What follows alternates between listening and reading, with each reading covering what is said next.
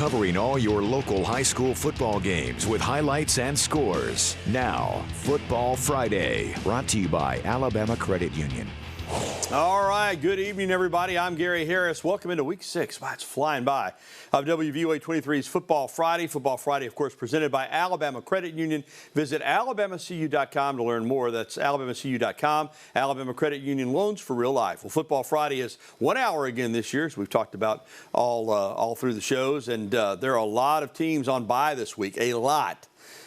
5 games in, everybody takes a bye. A lot of people do, and then they come back and play 5 more games. But we still have highlights from 14 high school football games for you this evening, plus our complete Bank First Football Friday high school scoreboard, our Football Friday Band of the Week, our premier service company Outside the Huddle feature, Rodney Orr's Recruiting Tales, Behind Enemy Lines, Around the SEC, and more. And we're going to get it kicked off, as we normally do, with our DCH Game of the Week.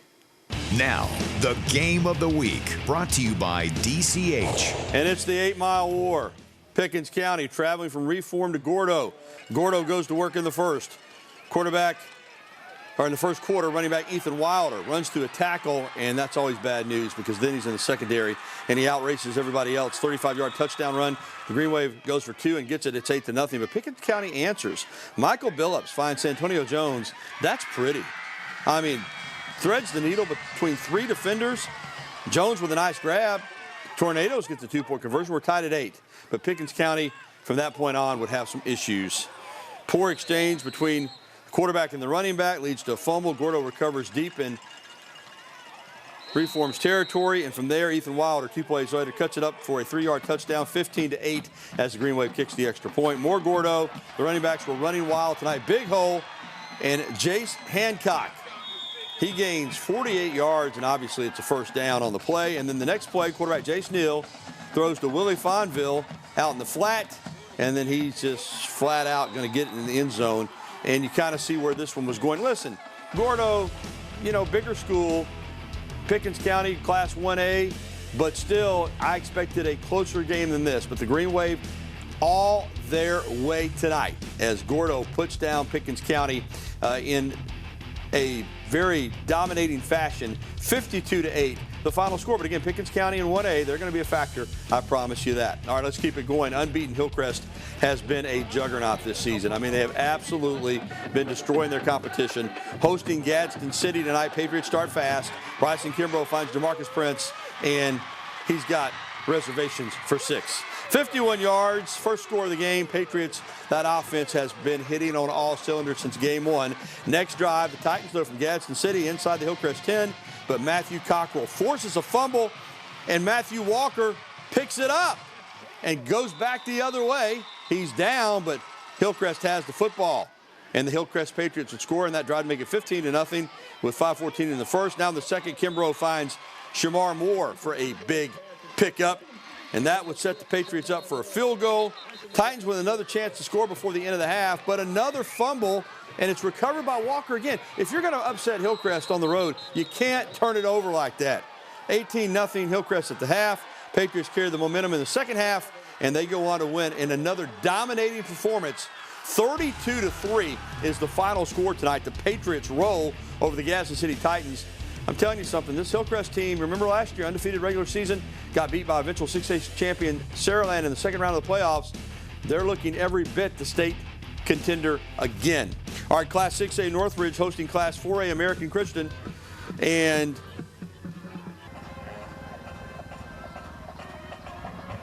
we've got,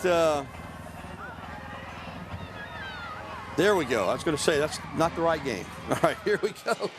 I wonder if my mind was, did Northridge change color uniforms? No, they didn't. Here's Northridge in ACA. Opening drive. It's the Jaguars headed it off on the jet sweep to Nick Sherman, and he's jetting around and outracing everybody to the end zone. 34-yard touchdown run puts Northridge on the board first. ACA, though, responds quickly. Kai Young finds Eric Hines over the middle, and he breaks a tackle, and the big man is rumbling into the end zone. 58 yards, touchdown for the Patriots. ACA fans getting hyped, looking for the upset. I guess an upset. It's certainly a bigger school on the road. Look at that. That's water abuse right there. Drink that water, young men. Later in the second half, ACA running back Jackson Willingham, 17 yards, running over a Jaguar defender in the process. He goes in for the touchdown. After a tough and hard-fought game, this one, look at that strike.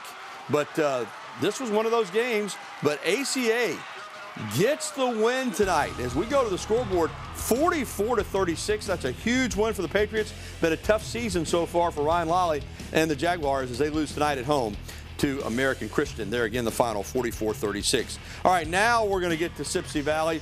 Homecoming game for the Bears. That's more like it, as they were taking on the Oak Grove Tigers. And first drive, the Bears started off with a bang. LJ Cormier, one of the best quarterbacks in the area, drops it in the pocket for his man Wyatt Bailey. 45-yard touchdown for the Bears. Oak Grove, though, looking to match. Noah Thompson takes the snap and gets it to Jeremiah Fuller, who bulldozes through a defender for the touchdown. Here comes Cormier, finding his man Wyatt Bailey once again. And look at Bailey. He just throws the defender to the ground. He is going to the house with another touchdown. Less than 30 seconds left in the first half. The Bears looking to reclaim the lead at this point, as it was tied at 14. But Oak Grove's Kyle Pilastri with the nice interception off Cormier. The second half was a tight one. But Sipsey Valley gets a huge win tonight. The Bears are one of the surprise teams in West Alabama. They are really improved with Cormier leading the way. They get the win tonight over Oak Grove at home, 21-14. All right, still to come this evening, Rodney Orr's Alabama football recruiting tales. But up next, more Friday night high school football highlights, including the Central Falcons road trip to Aliceville to face the Yellow Jackets. West Alabama's High School Highlights show Football Friday will return right after this on WVUA 23. Stay with us.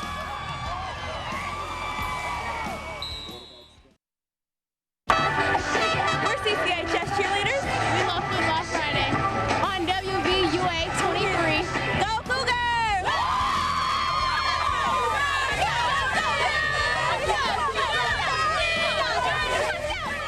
And the Clay-Chalkville cheerleaders welcome us back into Football Friday here on WVUA 23.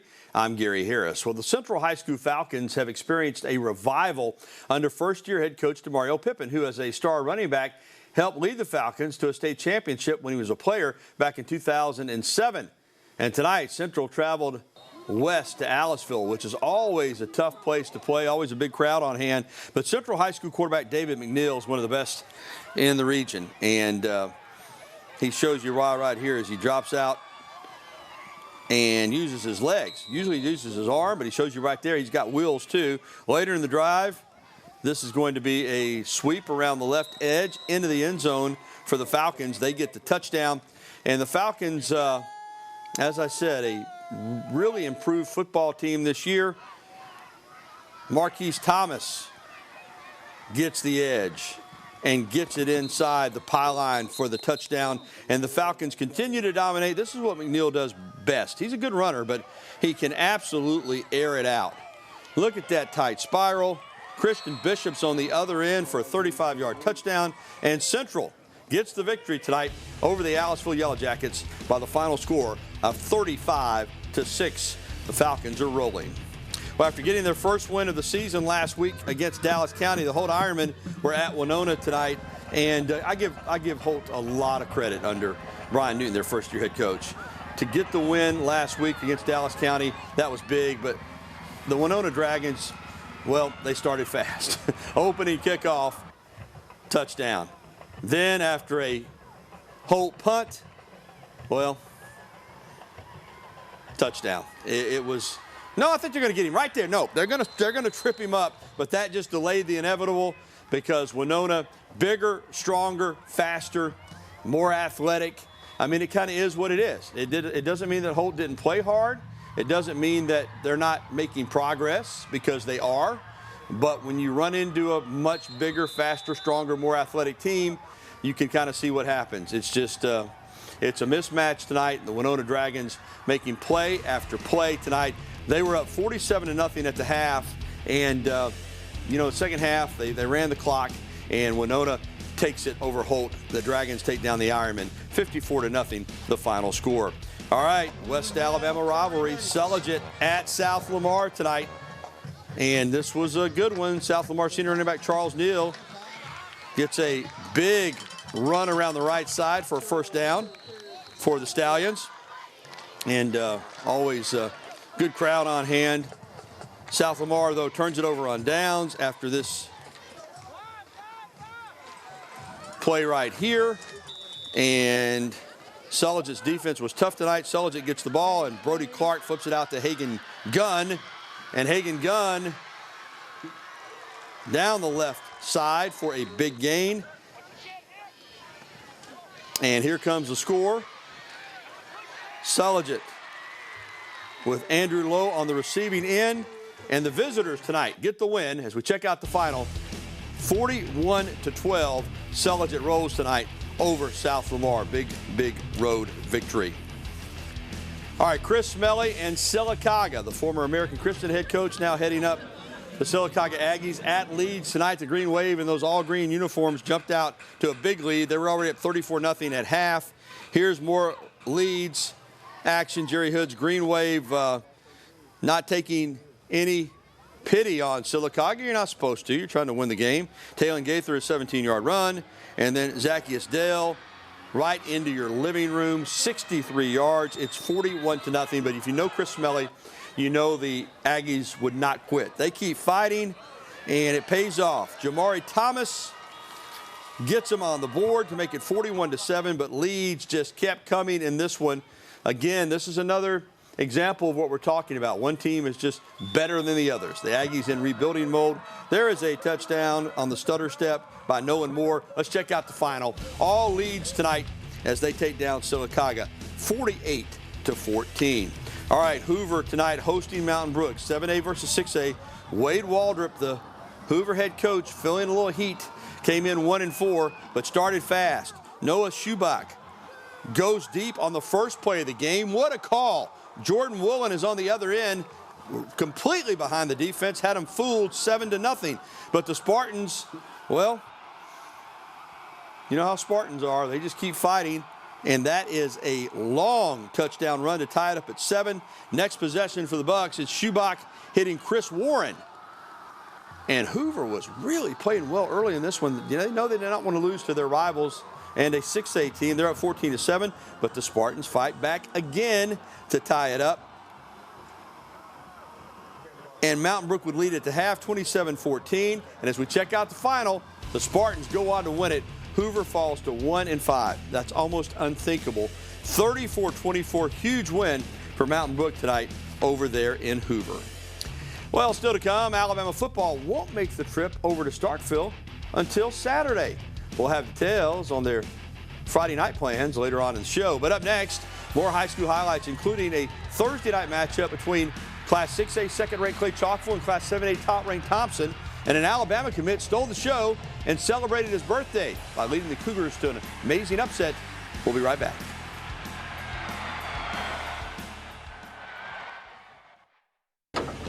Hi, we're the Curry High School cheerleaders, and you're watching Football Friday on WVUA 23. Woo! Good job, kids! Welcome back to WVUA 23's Football Friday, presented by Alabama Credit Union. We appreciate Pool and Patio Center for our cheerleaders. Got a score correction. We had the winning team right, but I'm told that Central actually beat Aliceville 55-6 tonight, and not 35-6, but a W either way, but an even more impressive victory for the Falcons tonight over the Yellow Jackets. Let's get back to the action. West Blocton hosting Holtville tonight. And a big crowd for this non-region matchup in the first quarter of the game. Holtville quarterback Keelan Baker is going to go up top. And, man, the way these high school quarterbacks throw the ball today, they're impressive arms. But it didn't fool Evan Pearson. He gets the interception for West Blocton. They take advantage. Tigers running back Nathan Barron gets a 5-yard touchdown. And it's 7-6. Holtville, though, driving. Eric Atkins with the touchdown reception, 14-7, Holtville on top. And then the Bulldogs driving again, Joshua Jimenez on a screen play, and he is going to make the most of it. 40-yard touchdown, Bulldogs up 20-7 over the Tigers at this point.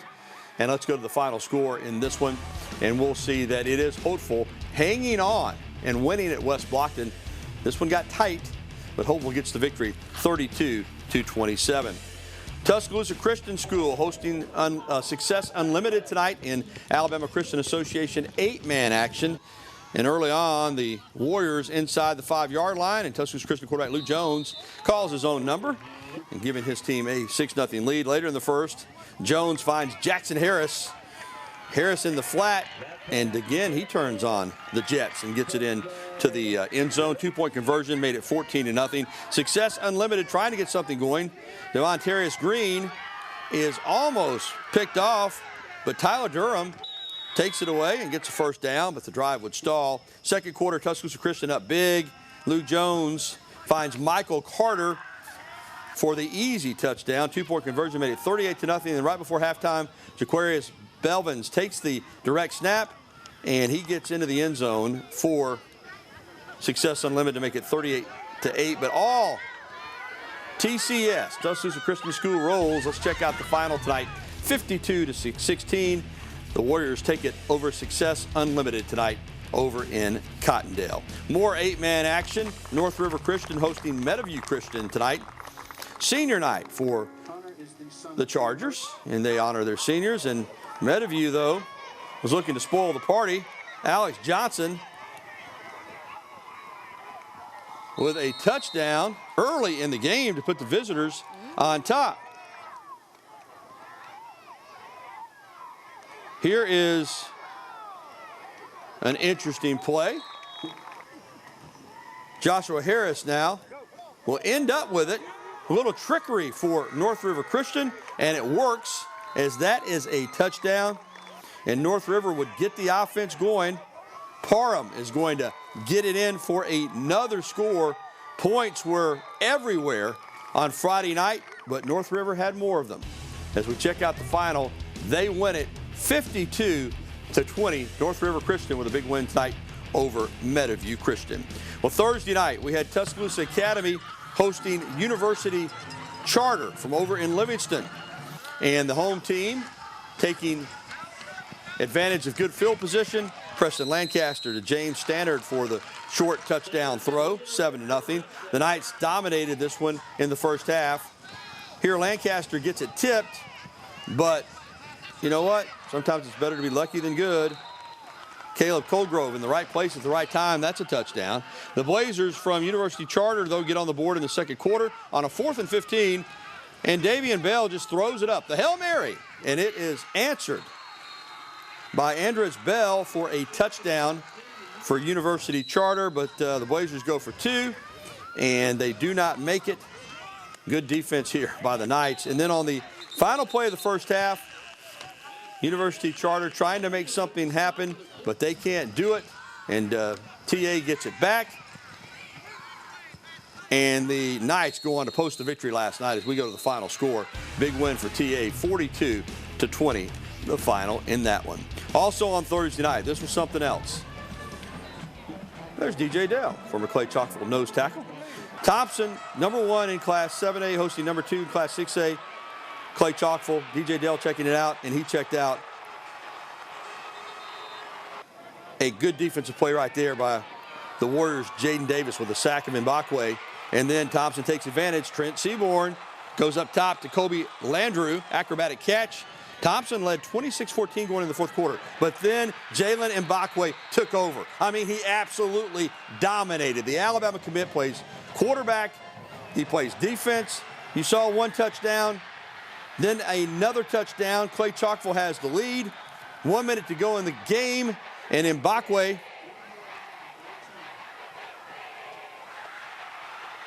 was making all kinds of plays. But Thompson didn't go down without a fight. Down by 10 with 45 seconds to go. Seaborn hits Colby Hearn. 75-yard touchdown run. And it's a 3-point game. And then Thompson trying to do what they did to Auburn a few years ago in the state championship. Pull it out of nowhere. They get the onside kick. And they're going to have an opportunity to kick a field goal to force overtime. 3.3 seconds to go. This would have been an amazing comeback. But John McGuire's 43-yard field goal is wide left, and Clay-Chalkville wins a thriller. Class 6A second-ranked Cougs over Class 7A top-ranked Thompson Warriors. Let's check out the final.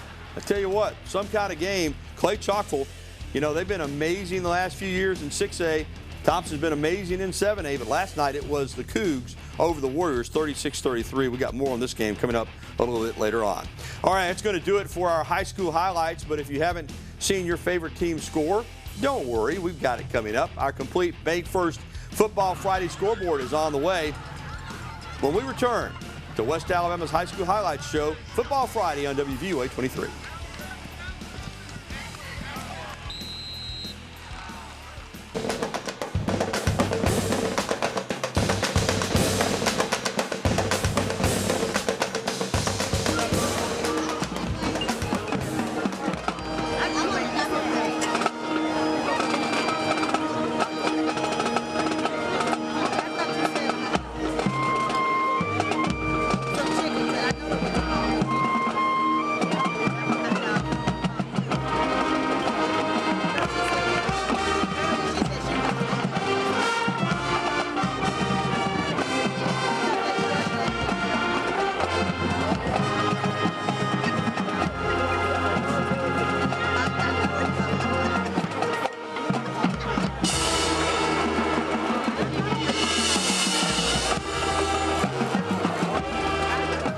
Hillcrest High School Marching Band. They're our Band of the Week. Welcome back to Football Friday on WVUA 23. All right, let's get to the scoreboard. Again, a lot of teams on bye this week, but we've still got a lot of scores to get to, and it's brought to you by Bank First. Bank First, putting customers first. All right, here let's run them down for you. Andalusia at home knocks off Bibb County 27-10. Lamar County over Berry Big 42-6. It was Montgomery Catholic winning over Demopolis 42-0. And Fayette County wins at Marion County. Big win there for the Tigers on the road, 55-28. Greensboro and R.C. Hatch, wild one there. R.C. Hatch takes it over the Raiders, 42-41. Winfield smokes Hamilton 50-0. It was Jackson Academy over Pickens Academy, 44-20. And Southern Academy wins at Wilcox Academy by a point, 30-29. Phil Campbell wins at Carbon Hill big, and Oakman over Winterboro 34-6. Tarrant down Lynn 46-14, and another one of these crazy games, Shades Valley over Bessemer City 41-40. How about that? Homewood wins at Pinson Valley 10-7, and Hewitt-Trussville blanks Huffman 62-0. It was Pell City and Russ Probst getting a win at Eufaula. Russ Probst used to coach at Eufaula way back in the day. How about that? 46-32. And Helena over Jackson Owen, 49-6. Oak Mountain gets blanked at Briarwood, 21-0. Pelham over Chelsea, 27-7. It was J.B. Pennington blanking Cleveland, 41-0. And Moody big over Shelby County, 49-6. And that is a look at your scoreboard. And that's going to put a wrap on our high school football segment, at least for now, because we got more high school coming. But when we return, as I said, some analysis as Bama Central's Joe Gaither will join me for our Game of the Week recap. Again, looking at the 8-mile war between Gordo and Pickens County, plus Mbakwe's monster game against Thompson. That's straight ahead on WVUA 23's Football Friday. Hey, we're the North River Cheerleaders, and you're watching Football Friday on WVUA 23. And welcome back, everybody. I'm Gary Harris, joined now by our high school analyst, Joe Gaither from Bama Central, to break down our Game of the Week. It's an 8-mile war, and it's been a rivalry of respect. Maybe not so much tonight. Now, listen, obviously, Gordo is a great program. They're a bigger school. Pickens County is a great 1A program. And tonight, it was 8-8, and we thought, well, maybe we'll have a game. But then, 44 unanswered by Gordo to win it 52-8. Kind of got away from the Tornadoes. Both teams came in 4-1. You were there, Joe. What'd you see? Oh, well, Gordo, they got up 15-8 to really take over, to start taking over. And Pickens County ultimately ended up fumbling back in their own end zone. And then it was 22-8. And then from there, the route was on. It was all C.J. Lark. Our stats are brought to you by our best stats crew in West Alabama, Rusty Adams. C.J. Lark with 166 yards on the ground. Ethan Wilder with 93 yards on the ground. Jace Neal, 6 total rushing touchdowns, and it was all one-way traffic for the Green Wave. Yeah, now, it obviously was in the books in the second half, but I got the impression, following both your tweets and tweets from our own Sutton Smith with WVUA23.com, it appeared to me, and I want you to answer my question, did Gordo pile on here a little bit? Well, they never took their foot off the gas. Jace Neal stayed in the game the entire way, and C.J. Lark did as well. It seemed like their starting unit played both sides of the football all 60 minutes of the game. Good news for Pickens County. They'll go back to 1A competition. And, of course, Gordo and 4A, both these teams, I think, feel like they're playoff teams. Oh, absolutely. And Gordo, they're going right back to playing Carbon Hill. They can win their region. Yep. Pickens has to shake it off. They've lost 2 in a row, and they have Lynn next week at home. So they're going to have to shake it off and get right back into region play. All right, let's move on to what we had last night over in Alabaster. And that was Class 6A second-ranked Clay-Chalkville, 6A Power taking on the Power. I guess what is Thompson had 4 straight state championships in 7A. And they're the top-ranked team. But that guy right there, Jalen Mbakwe, put on a show, particularly in the fourth quarter. All right, he's an Alabama commit. He's probably going to play in the secondary. You see what he can do there. But they're playing him at quarterback. Why? Because when you're the best athlete on the field, why waste letting anybody else touch the ball? Just snap it to him. Joe, 5 touchdowns, well over 200 yards of offense, 268 total yards of offense, great plays on defense, and then the cap it off. His birthday was on Thursday. He leads the Cougs to a stunning 36-33 win and then led the band in happy birthday after the game. What a night. It's the first win in school history, right, for Clay-Chalkville over Thompson. That's what I read last night. And so just incredible. You take down the state's #1 team and really the most notorious team in the state for the last handful of years. Cannot wait to see him here in Tuscaloosa. Yeah, this is the kind of athleticism and speed that, you talk about freshmen. When you have this type of athleticism, you have a chance to make an early impact. He is special. And you think about Ryan Williams from Saraland coming in next year. Those two could be on the same team. That would be something else. Of course, they could meet up in the state playoffs as well in Class 6A. All right, Joe, great stuff as always, man. We appreciate it. Thanks so much for having me, All Gary. right, coming up, it is an Alabama-Mississippi State game, but Alabama changing its travel plans for this contest, plus our award-winning Outside the Huddle feature. That's when we return right here to Football Friday.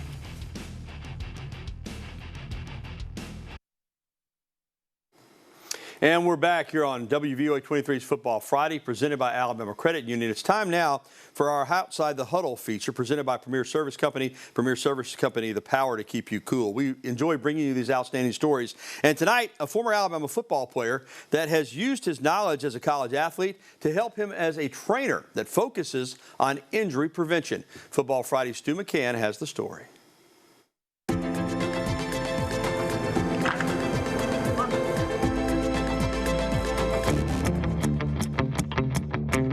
There is a popular phrase in sports: injuries are part of the game. Ironically, something that is inevitable can be unpredictable, even with clear warning signs. It's almost like a voodoo doll. I don't believe in voodoo or anything like that, but it's almost like a voodoo doll for sure. The figurine was a gift from the mother of one of Donnie Lee's former Alabama teammates. It's painted to look like him, but the connection runs deeper than the name on the back of the jersey. But the crazy thing about it is after getting it, it's probably about a couple months later, the leg kind of started messing up, like right at the joint, right? Right after that, I ended up tearing my ACL. It was crazy. And then to add to it, it's got a broken middle finger, so the middle finger is completely gone. Well, I broke my middle finger my last year playing ball as well, and so I just always thought that was a little joke. Regardless of where athletes land in terms of their belief in, for lack of a better word, voodoo, there are warning signs ahead of most injuries. It's not magic. It's data. You go to a Division I weight room right now, you basically have iPads on every rack that are measuring bar speed. They're calculating power. They're doing a ton of data analysis with that. The University of Alabama was near the forefront of the data-driven direction for training athletes. Early in 2020, the school modified its strength and conditioning program, shifting from a powerlifting approach to a focus on explosive movement. Last year, our injuries were down by about 50%, soft tissue injuries. We increased explosive movement during the season by almost 5%, which we had not done for several years. One side of this thing, you've got bodybuilding. You've got the guys that are just trying to be as big as they can become. But the key is to play any sport, you've got to be able to move. You've got to be able to change direction. So does the strength and the muscle mass that you develop, is that helping you play your sport? Or is it just making you look like a better guy on the sideline that can't really play the game, because you can't move. There's a premium on making it to game day healthy. It's the best ability is availability mentality. It's not going to change. So sports programs at all levels look for ways to help players stay ready. Rehab and prehab definitely need to be at the forefront of any elite athlete's daily itinerary. Everybody at the next level is fast, everybody's strong, everybody can jump, but everybody's not going to do what they're supposed to do in between workouts, right? Everybody's not going to go get on that ice bath. Everybody's not going to foam roll before workouts and foam roll after workouts. The focus of the workout is drastically different than it was 5 years ago.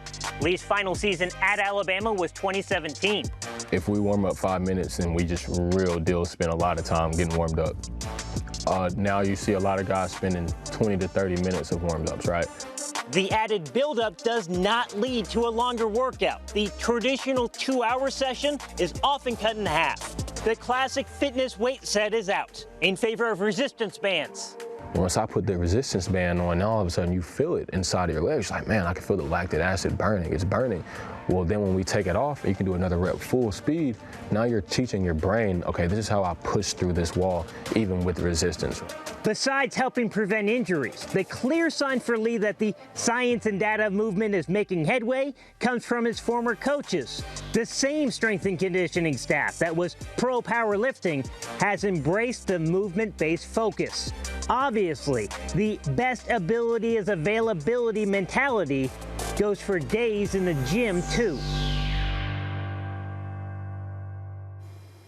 Thank you, Stu. Coming up, we'll go behind enemy lines, and our recruiting tales segment with Tiger Insider's Rodney Orr focuses on a young man that broke a family tradition and signed with Alabama over Auburn. We'll be right back.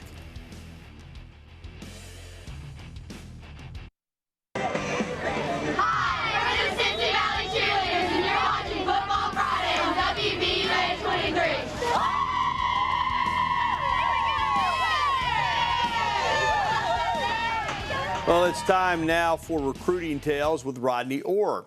And tonight, the story of how a linebacker from Auburn High School, Rashawn Evans, and an Auburn legacy wound up signing with the Crimson Tide and not the Tigers.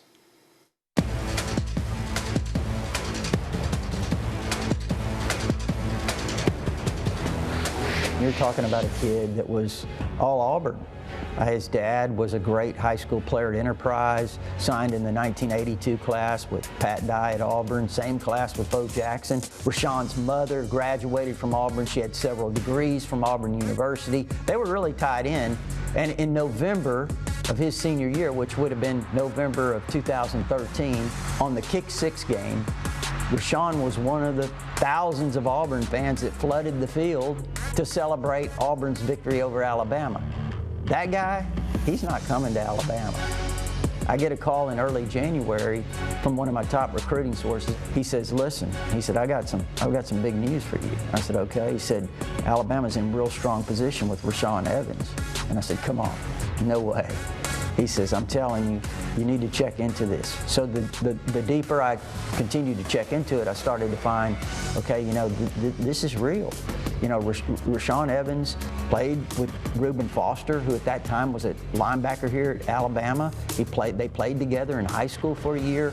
Reuben was recruiting Rashawn, he was recruiting the family and making them feel comfortable that, hey, if you want to come to Alabama, it's not really that tough. You just have to make the decision. And on signing day, Rashawn Evans pulls out the Alabama hat. What was crazy about it, though, 30 minutes before his live announcement on ESPN, the Auburn Athletics official website releases a profile of Rashawn Evans saying he had already signed with Auburn. This is before he makes his announcement on ESPN. So that kind of kills the drama, right?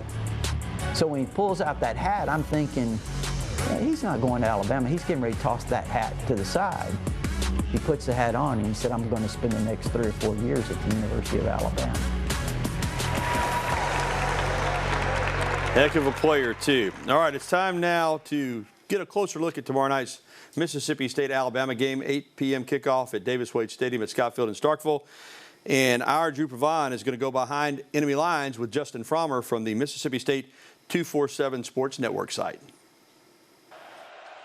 Alabama is coming off what may have been a potential tide-changing win, but now Saturday they will travel down to Starkville to take on the Mississippi State Bulldogs. But Justin Fromer of GenesPage.com says while State's offense may have found their groove, the play on the defensive side of the ball, well, that may be in question when it's time for kickoff. But it's about building off that confidence, getting back to what people expected from the offensive group, and then trying to find some semblance of that same thing on defense. In the past 3 games combined, if you throw in the Arizona game, Mississippi State's defense has given up nearly 1,400 yards. Big plays, explosive plays have been the biggest issue with the defense. So that's sort of been the main conversation now. With as much experience and senior leadership that side of the ball has, that group needs to start being better, and especially, like as you mentioned, against an Alabama team that started to find its stride against Ole Miss. This could be a more challenging week than many people expected maybe 2 weeks ago. Well, the offense for the Bulldogs on Saturday will look different from their old air raid offense. Fromer says they'll have to earn their points and try to keep the ball in the hands of their playmakers. They want to be explosive. So that by saying that, offensive coordinator Kevin Barber is saying that, Zach Arnett saying that, they want to get the ball to their weapons. If they're able to run the ball for 4 or 5 yards a carry, then they have no problem handing it off 30, 40 times a game. If that doesn't work, we saw Will Rogers set a career high with almost 500 passing yards. It's not being dedicated to the run or pass. It's being dedicated to what works and being explosive. With State struggles over the past 3 weeks, Fromer won't pick the Bulldogs to take the cake against the Tide until they could prove they could beat Alabama. This is a game where you're not going to pick Mississippi State to win until you see them win one of these games again, just because of the losing streak and everything. I think if you asked me this 2 weeks ago, I still would probably pick Alabama, but you could see a lot larger path for Mississippi State to win this game. You'd feel a lot more confident about it, but just the fact that the defense has looked so bad, Alabama starting to find itself a little bit more, that path to a win is even more narrow than it already is to start. So again, until Alabama loses this game, I think most people in Starkville will always pick Alabama to win. Kenneth Kelly will take you around the SEC and a check on your game day forecast with WVUA 23 Chief Meteorologist Richard Scott. But first, Alabama with a different travel strategy for tomorrow night's game against Mississippi State. It's home sweet home this evening for the Crimson Tide. We'll be right back.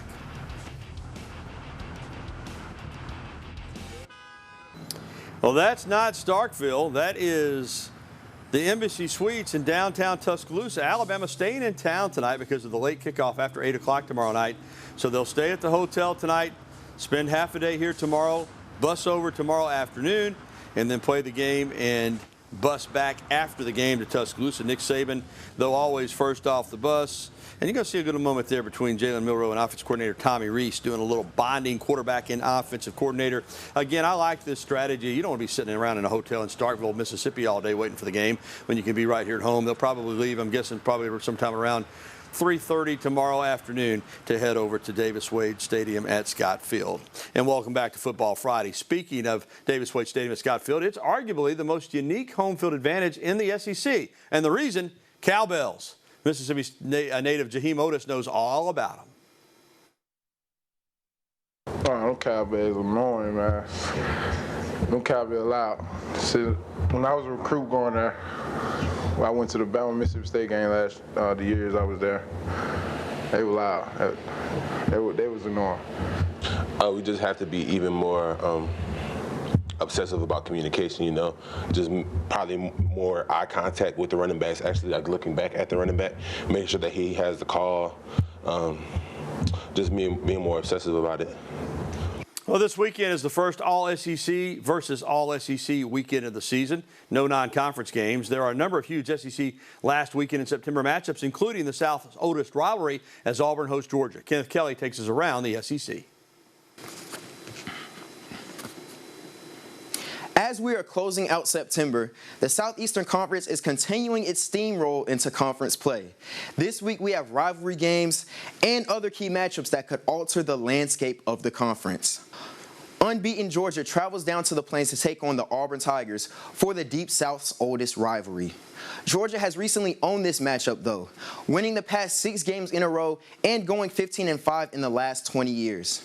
In fact, the last time Georgia was ranked #1 headed into the game was in 2017, when Auburn upset the Bulldogs 40-17. While history may be on Auburn's side, things are not looking too promising for the Tigers. Last week, Auburn suffered a 27-10 loss against Texas A&M, and the offense during the game struggled immensely. The Tigers only put up 200 total yards worth of offense, 57 passing yards, and 144 rushing. Auburn head coach Hugh Freeze will have to get the offense going early on if the Tigers can repeat history and spoil Georgia's perfect season. Arkansas and A&M are both headed to Arlington to face off in AT&T Stadium. But the Aggies will be without their starting quarterback. Last week in the game against Auburn, Connor Wegman suffered a foot injury in the second quarter and was recently ruled out for the season. But Aggie fans, there's no need to fear, as redshirt sophomore Max Johnson will be behind the center taking snaps. Johnson has had plenty of experience for the Aggies offense to be successful, including starting in this very game last year when he led A&M to a win over the Razorbacks 23-21. Aggie head football coach Jimbo Fisher had a lot of praise for Johnson earlier this week. Max believes in himself, and he did, and that's one of the things I love about him. You know what I'm saying? And he's like he said, I'll compete, I'll be ready. I don't agree. Like you said, I don't agree with your decision. I think which is what you want. That's exactly what you want. But a lot of guys lose confidence in themselves and then don't prepare for the opportunity when it comes again. That's maturity and character. The Tennessee Volunteers host the South Carolina Gamecocks this week. Last year, the Gamecocks won 63-38 and eliminated 5th-ranked Vols from college football playoff contention. This year, not only is Tennessee out for revenge, but they also have a special guest visiting the game. 3-time Super Bowl champion and 7-time Pro Bowler Richard Seymour is bringing his family to cheer on the Volunteers. During Seymour's time at Georgia, he played under current Tennessee defensive line coach Rodney Gardner from 1998 to 2000, and they have kept a very close relationship ever since. While Seymour will be rooting for his old coach, the number that we need to pay attention to is 30. Since 2020, the Tennessee Volunteers in SEC play are 13-1 when their offense puts up 30 or more points, and they're also 0-13 when they score less than that mark. We're going to have to tune in on Saturday and see if the Vols offense can pull through and get the victory, or if the Gamecock defense can hold them under that lucky number 30. That's around the SEC, and I'm Kenneth Kelly for Football Friday. And now let's get a check on your game day forecast with WVUA 23 Chief Meteorologist Richard Scott. And those local high school football games are ramping up. Temperatures very nice this evening, tonight if you're traveling home or if you got things going on early Saturday morning. Most of us well down to the 60s. It turns hot again during the day on Saturday. No rain locally. Conditions are going to be dry across central and west Alabama. Let's talk football weather. We got home game. Auburn taking on Georgia down at Jordan-Hare Stadium. That's a 2:30 kickoff. 88 with full sunshine. Temperatures by the end of the game at around 83. Now for the Bama game, Alabama taking on Mississippi State, the Bulldogs over at Starkville. 8 p.m. kickoff of the late evening game for the Crimson Tide. 75 with a mostly clear sky. By the end of the game, we're at 68. But keep in mind, if you're going to be tailgating earlier in the day, it will be quite hot. It is also Talladega race weekend, Saturday and Sunday. A hot weather expected. High near 89 on Saturday, 90 on Sunday, full sun. Also, the humidity values will be low, but if you're heading out to Talladega this weekend, pack the sunscreen. You will need it. That is a look at that forecast update. It looks good, Richard. That's going to do it for Football Friday. I'd like to thank our sponsors, Alabama Credit Union, DCH, Bank First, Pool and Patio, and Premier Service Company. And the weekend news returns this weekend on WVUA 23, so join Drew Provine for your sports tomorrow night and Sunday night at 10. I'll be in Starkville for the game, and I will be busy tomorrow night on social media at Gary Harris _WVUA on Twitter/X, and also my Gary Harris WVUA 23 Facebook page. So join me tomorrow night. That's going to do it for the show. Have a great weekend, everybody. Good night.